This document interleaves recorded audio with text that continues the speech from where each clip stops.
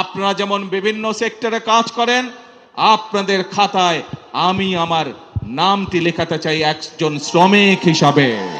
কারণ আপনি যেরকম ইমারত শ্রমিক হিসাবে এই ইমারতটি গড়ে তুলছেন, এই দালানটি গড়ে তুলছেন, আপনি একজন পাট শ্রমিক হিসাবে পাট কলের উৎপাদন যেমন বৃদ্ধি করছেন, আপনি একজন পোশাক শিল্প শ্রমিক হিসাবে পোশাক শিল্পের উৎপাদন বৃদ্ধি করছেন, ঠিক একইভাবে আপনার খাতায় নাম লিখিয়ে আমিও দেশ গড়ার কাজে নিয়োজিত করতে চাই নিজেকে। সেই জন্য আমি মনে করি এবং একই সাথে আমি মন্ত্রী পরিষদের সকল সদস্যের নাম শ্রমিক হিসাবে অন্তর্ভুক্ত করতে চাই। কারণ আপনারা যেমন এক একটি জিনিস গড়ে তুলছেন, আমরা আপনাদের পাশে থেকে দেশ গড়ার কাজে হাত দিতে চাই। ইএমএইচ বাংলা, সংবাদ ও বিনোদন।